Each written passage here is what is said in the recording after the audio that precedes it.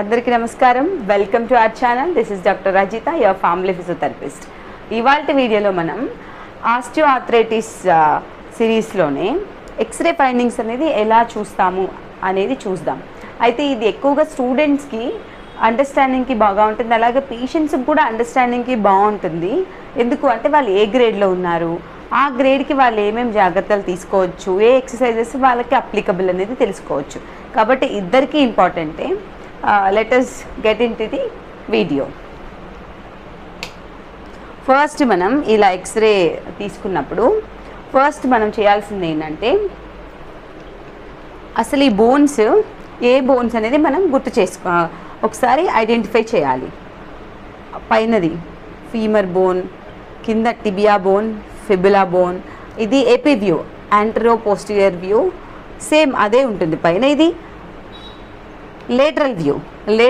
Lateral వ్యూలో ఏంటంటే మనకి ఇక్కడ పటెల్లా కూడా కనిపిస్తుంది.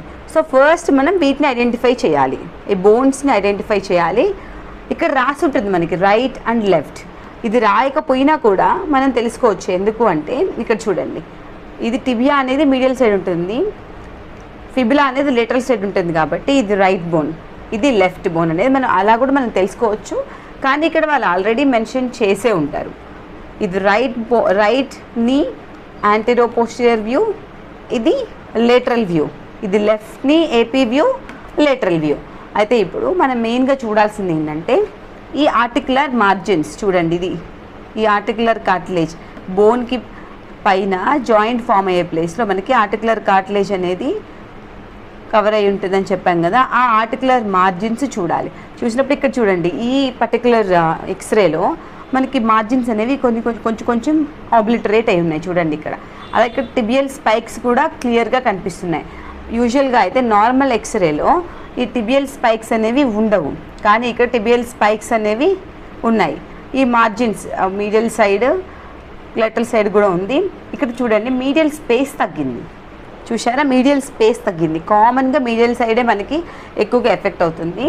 చూడండి, మీడియల్ స్పేస్ అనేది తగ్గింది. సో ఇది మనము గ్రేడ్ 1కి ఫైనల్ స్టేజ్లో, గ్రేడ్ 2కి స్టార్టింగ్లో ఉందని చెప్పుకోవచ్చు. ఆల్మోస్ట్ బిట్వీన్ 1 and 2 గ్రేడ్లో ఉంది ఈ ఎక్స్రే. సో ఇక్కడ మనం ఇది చూస్తాము. ఆ తర్వాత ఇంకొక ఎక్స్రే కూడా చూద్దాం మనము. దాంట్లో ఎలా ఉంది ఫైండింగ్స్ అనేది కొంచెం డిఫరెంట్ ఎక్స్రే కూడా ఉంది మన దగ్గర, కాబట్టి అది కూడా ఎక్స్ప్లెయిన్ చేసుకుందాం. చూడండి, ఇక్కడ చూడండి, దీనికి ఇవన్నీ సేమ్గా మనం ఐడెంటిఫై చేయాలి. ఇక్కడికి వచ్చేసరికి మీకు ఈ ఆర్టికులర్ మార్జిన్స్, బోన్ కూడా చాలా వరకు ఆబ్లిటరేట్ అయిపోయింది, చాలా డ్యామేజ్ అయింది. చూడండి, ఇక్కడ ఈ టిబియల్ స్పైక్స్ ఈ స్పేస్ ఇంకా తగ్గింది. అది గ్రేడ్ 2 ఉంది, ఇది ఇంకా చాలా తగ్గింది. సో ఇది గ్రేడ్ 3 ఎండింగ్లో ఉంది, గ్రేడ్ 3 ఎండింగ్లో ఉందని చెప్పచ్చు. ఎందుకంటే ఇక్కడ ఈ మార్జిన్స్ చూస్తే మీరు చాలా డ్యామేజ్ అయి ఉంది. ఇక్కడ కింద కూడా చూడండి, టిబియాకు కూడా ఇక్కడ చాలా మార్జిన్స్ ఇట్లా అయిపోయి ఉన్నాయి. దాని తర్వాత బోన్ డెన్సిటీ కూడా చూడండి, బోన్ డెన్సిటీ కూడా చాలా తక్కువ ఉంది ఇందులో. పటెల్లాగా కూడా క్లియర్గా లేదు. చూడండి, ఇంతకుముందు ఎక్స్రేకి దీనికి మీకు చాలా డిఫరెన్స్ తెలిసిపోతుంది.